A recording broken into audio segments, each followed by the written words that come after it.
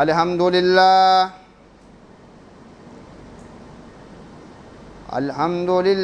رب العالمین والصلاة والسلام علی سید المرسلین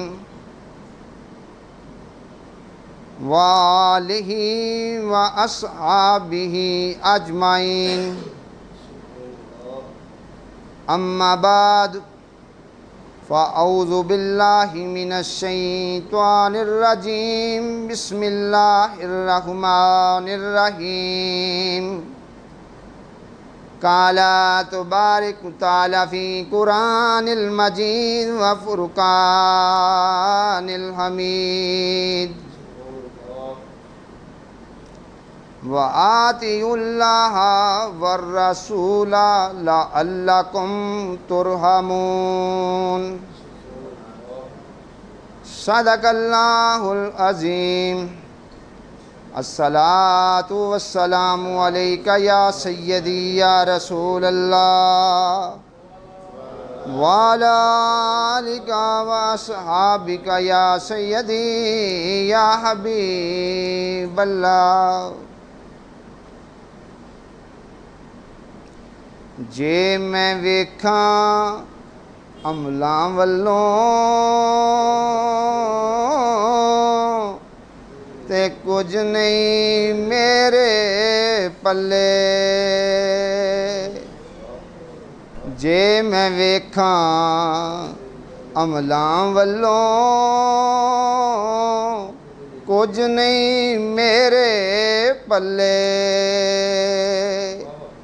جے میں ویکھاں تیری رحمتوں والوں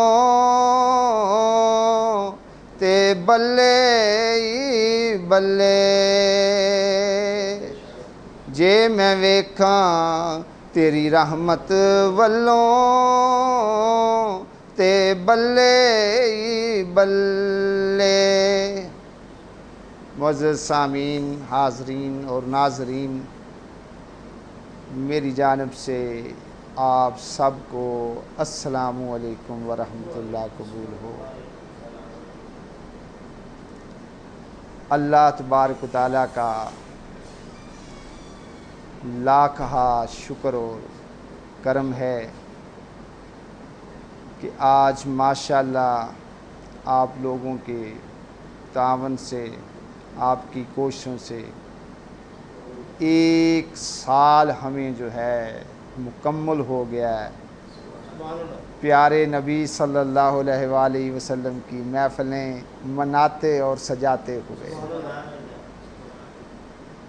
دعا ہے کہ اللہ رب العزت ہمیں ایسے ہی جب تک ہم زندہ ہیں پیارے نبی صلی اللہ علیہ وآلہ وسلم کی محفلیں سجانے کی توفیق عطا فرمائے۔ تو سب سے پہلے میں تمام بانیان محفل کو اور اس کے ساتھ ساتھ تمام کوآرڈینیٹرز کو اور اس کے ساتھ ساتھ تمام شمولیت اختیار کرنے والوں کو مبارکباد بھی دیتا ہوں اور سلام بھی پیش کرتا ہوں۔ انشاءاللہ تعالی ہمارا یہ سلسلہ جو ہے اللہ کے فضل سے اور پیارے نبی صلی اللہ علیہ وسلم کی رحمت کے صدقہ سے جاری رہے گا، اور اس سے بہتر جو ہے ہماری کوشش ہوگی کہ ہم اس محفل کو اس سے بھی بہتر طور پر جو ہے منائیں اور سجائیں۔ تو پیارے دوستو، میری یہ دعا ہے کہ آپ سب کو اللہ رب العزت جو ہے پیارے نبی صلی اللہ علیہ وآلہ وسلم کی شفاعت جو ہے نصیب فرمائے۔ اور آج کا ہمارا جو موضوع ہے وہ ہے شفاعت رسول صلی اللہ علیہ وآلہ وسلم۔ ماشاءاللہ حافظ صاحب بیٹھے ہیں۔ اس دن ہم نے قرآن مجید کی سورہ نساء کی آیت نمبر 64 تلاوت کرنے کا شرف حاصل کیا، تھوڑی سی بات اس پہ ہوئی، آج پھر جو ہے باقی تھوڑی سی بات اور ہم کرتے ہیں۔ اللہ تعالیٰ کی ذات اقدس نے ارشاد فرمایا، وَلَوْ أَنَّهُمْ إِذ ظَّلَمُوا أَنفُسَهُمْ جَاءُوكَ فَاسْتَغْفَرُوا اللَّهَ وَاسْتَغْفَرَ لَهُمُ الرَّسُولُ لَوَجَدُوا اللَّهَ تَوَّابًا رَحِيمًا۔ ترجمہ سنیں، اور اگر جب وہ اپنی جانوں پر ظلم کر لیں تو میرے پیارے حبیب حضرت محمد صلی اللہ علیہ وآلہ وسلم کی بارگاہ میں حاضر ہو جائیں، سو آ کر اللہ کہتا ہے مجھ سے معافی مانگیں اور میرا پیارا رسول صلی اللہ علیہ وسلم ان کی سفارش فرما دے، یقیناً اللہ ان کی توبہ جو ہے قبول فرمائے گا اور ان پہ رحم بھی کرے گا اور ان کو معاف بھی کرے گا۔ معزز سامعین محترم، میرے جملے بڑے قیمتی ہیں، بات کی جانب آپ نے فوکس رہنا ہے۔ اللہ کی جو شان ہے، میرا مولا وحدہ لا شریک ہے اور بے نیاز ہے، وہ کسی کا محتاج نہیں، نہ کسی نبی کا اور نہ کسی ولی کا۔ ہر چیز پہ میرا مولا جو ہے وہ قادر ہے، اور ہر چیز جو ہے اس کے اوپر میرے مولا کی حکومت ہے، ہر چیز کے اوپر اس کی قدرت ہے۔ وہ بڑی شانوں والا، بڑی عظمتوں والا مولا ہے، اس جیسا کوئی بھی نہیں۔ اتنی شانوں والے مالک نے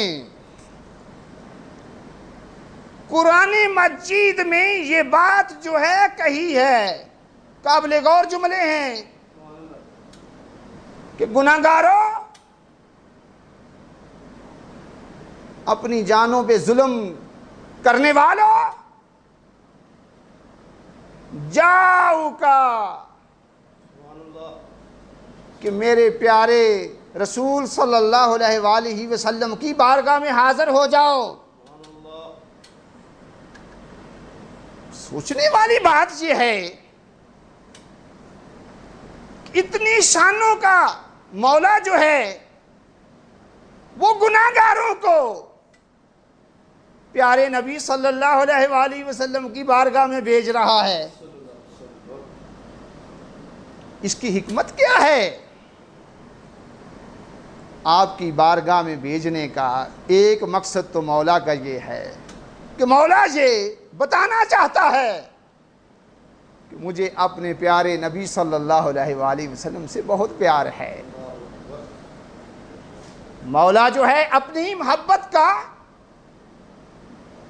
اظہار جو ہے کر رہا ہے کہ مجھے میرا جو نبی صلی اللہ علیہ وسلم ہیں وہ بہت پیارے ہیں۔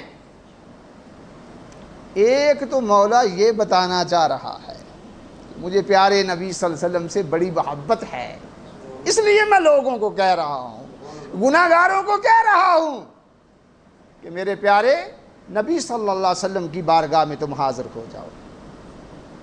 اور دوسری بات کہ مولا نے اس لیے بھیجا تاکہ دنیا والوں کو پتہ چل جائے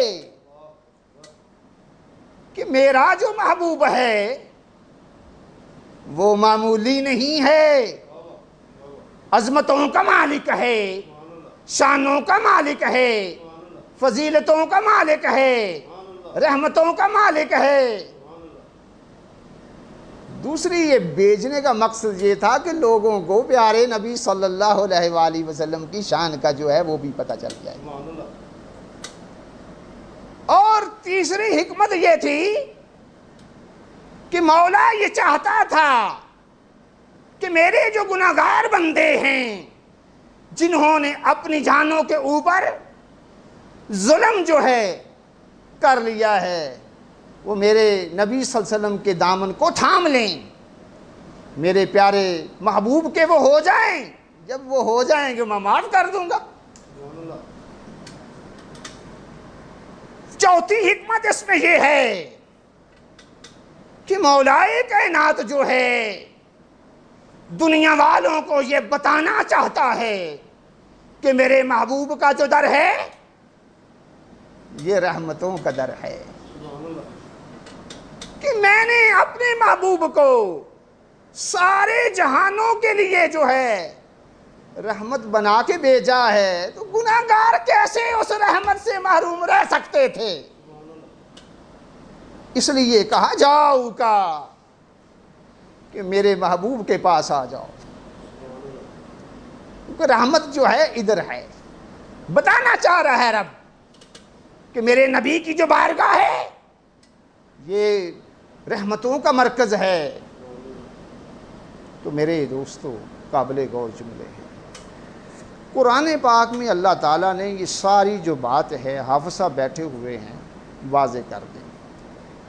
سورہ انبیاء ہے، آیت نمبر 107 ہے، اللہ نے فرما دیا وَمَا أَرْسَلْنَاكَ إِلَّا رَحْمَةً لِّلْعَالَمِينَ، اور ہم نے آپ کو تمام جہانوں کے لیے اللہ یعنی صرف رحمت بنا کے بھیجا ہے، کہ یعنی یہ وہ بارگاہ ہے جہاں فقط رحمت ہے۔ تو میں اکثر یہ جو ہے دعا کرتا ہوتا، یا الہی دکھا دے سب کو مدینہ شریف، کیسی بستی ہے میرے مولا جہاں دن رات تیری رحمت برستی ہے۔ وہ تو در ایسا ہے جہاں دن رات یاد رکھیں رحمت برستی رہتی ہے۔ میں پاک نبی صلی اللہ علیہ وآلہ وسلم کے روزہ انور کی مجھے زیارت ہوئی، تو میں دن کے مختلف اوقات میں وہاں میرا جو وقت ہے گزرا، آپ یقین جانیں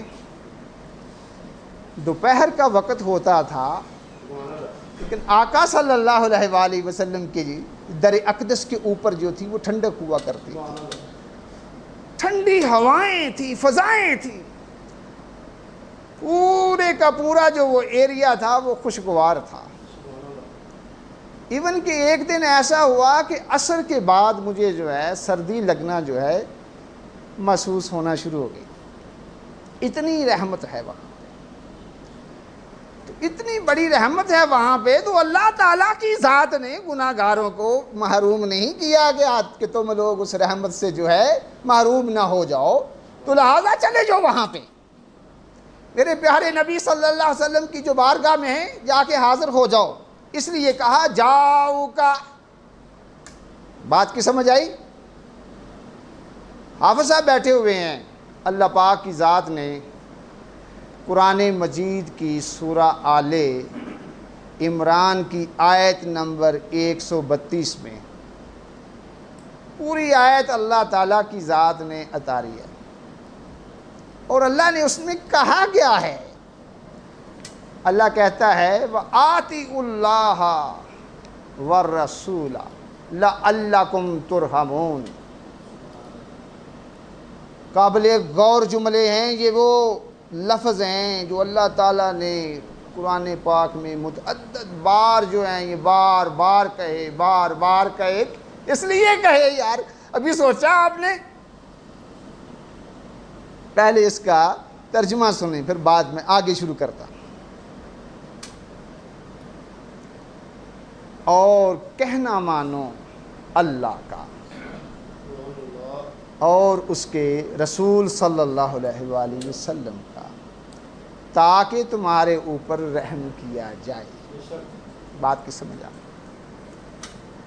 بھائی سوچنا یہ ہے کہ اللہ کا کہنا ماننے سے مراد کیا ہے۔ کسی دن میں نے اس چیز کو پورا موضوع میں نے اب بنانا ہے، میں نے آپ کو یہ بات بتاؤں، میں یہ چاہتا ہوں کہ یہ جملے سارے آپ لوگوں پہ واضح ہو جائیں، آپ کو پتہ چل جائے کہ اللہ پاک کی جو ذات ہے کہنا کیا چاہ رہی ہے، کیونکہ بار بار جو یہ بات جو آئی ہے، لیکن آج تھوڑا سا ٹچ دینا چاہتا کہ اللہ کیا کہتا ہے، کیونکہ رب نے یہ جملے کہے ہیں کہ جاؤ کا، کہ آ جاؤ میرے پیارے محبوب صلی اللہ علیہ وسلم کی بارگاہ میں۔ اب میں یہ بات بتانا چاہتا ہوں کہ اللہ تعالیٰ کی ذات نے سورہ آل عمران کی آیت نمبر 132 کے اندر یہ کیا کہا، اور کہا مانو اللہ کہتا ہے میرا، کہ اللہ کا کہنا ہے کیا۔ اس میں بے شمار یاد رکھیں حکمتیں ہیں، لیکن آج ایک حکمت آپ کے سامنے کھولنا چاہوں گا کہ اللہ کا کہنا سن لیں حافظ صاحب۔ اللہ فرماتا ہے محمد الرسول اللہ، اللہ یہ کہہ رہا ہے کہ محمد صلی اللہ علیہ وسلم جو ہیں میرے رسول ہیں، تم مان لو۔ یعنی اللہ پوری دنیا کے انسانوں کو یہ بات کہہ رہا ہے کہ محمد صلی اللہ علیہ وسلم میرے رسول ہیں، کہ رب جو ہے اپنے رسول کے بارے میں کہہ رہا ہے کہ میرا کہنا یہ ہے کہ محمد صلی اللہ علیہ وآلہ وسلم کو میرا رسول مانو، یہ میرے رسول ہیں۔ اور آقا صلی اللہ علیہ وسلم کا کہنا کیا ہے؟ آقا کا کہنا ہے لا الہ الا اللہ۔ آقا کہتے ہیں کہ اللہ کو ایک مانو، وہی تمہارا معبود حقیقی ہے، اس کے علاوہ کوئی اور نہیں ہے۔ یعنی اللہ یہ کہہ رہا ہے کہ میرے رسول صلی اللہ علیہ وسلم کو مان لو، اور آقا صلی اللہ علیہ وسلم یہ کہہ رہے ہیں کہ میرے اللہ کو مان لو۔ اور جب ہم مان لیں گے پیارے نبی صلی اللہ علیہ وآلہ وسلم کی ذات اقدس کو، اللہ کا رسول مان لیں گے، اور اللہ کو اپنا مولا مان لیں گے، معبود مان لیں گے، تو پھر کیا ہوگا؟ لعلکم ترحمون۔ اللہ اعلان کر رہا ہے، پھر امید رکھو کہ تمہارے اوپر رحم ہوگا۔ اللہ کی جو ذات ہے پھر رحم کر دے گی۔ معلوم یہ ہوا کہ جو اللہ کو مانتے ہیں، توجہ، اور اللہ کے پیارے رسول صلی اللہ علیہ وآلہ وسلم کی ذات اقدس کو جو لوگ مانتے ہیں، اللہ تعالیٰ جو ہے ان کے اوپر رحم کر دیتا ہے۔ ان کے یہ جو ہے رحم ہے، وہ رحمت سے معروم نہیں ہے جو ماننے والے ہیں، اور جو مخالفت کرنے والے ہیں ان کے لیے بھی سن لیں اللہ نے کیا فرمایا۔ حافظہ بیٹھے ہوئے،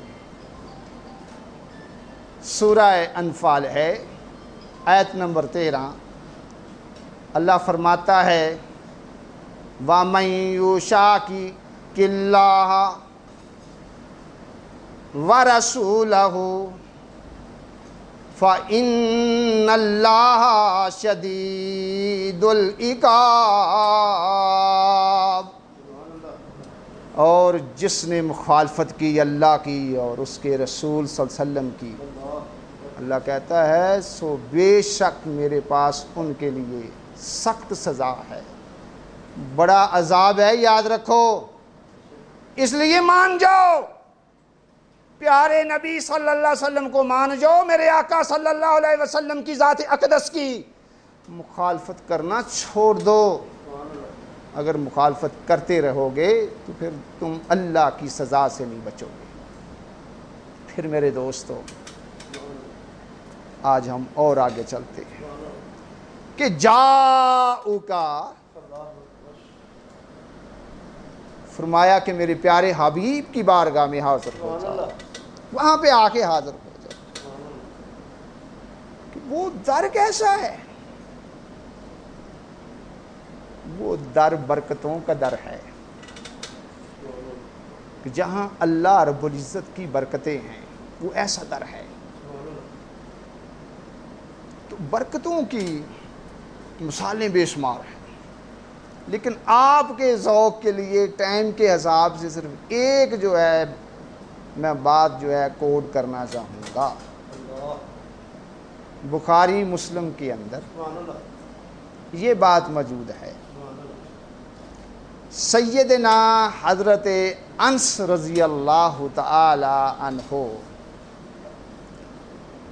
آپ فرماتے ہیں کہ جب پیارے نبی صلی اللہ علیہ وآلہ وسلم کا نکاح حضرت سیدہ زینب رضی اللہ تعالی عنہا سے ہوا تو میری والدہ محترمہ یعنی ام مسلم نے بطور ہدیہ اور تحفہ کھانا جو ہے آپ صلی اللہ علیہ وآلہ وسلم کے لیے پکایا، اور اس کھانے کو انہوں نے مجھ کو دیا کہ پیارے نبی صلی اللہ علیہ وسلم کی بارگاہ میں پیش کیا جائے. اور ساتھ کہتے ہیں انہوں نے مجھے یہ بھی عرض کیا کہ پیارے نبی صلی اللہ علیہ وآلہ وسلم کو میرا سلام کہنا، اور ساتھ یہ عرض کرنا حضور جو کچھ اس وقت ہے اس کو قبول فرمائیں. تو کہتے ہیں کہ وہ میں کھانا لے کر نبی پاک صلی اللہ علیہ وسلم کی بارگاہ میں جب پیش ہوا تو میں نے سب سے پہلے اپنی والدہ کا سلام اور پیام جو ہے وہ عرض کیا.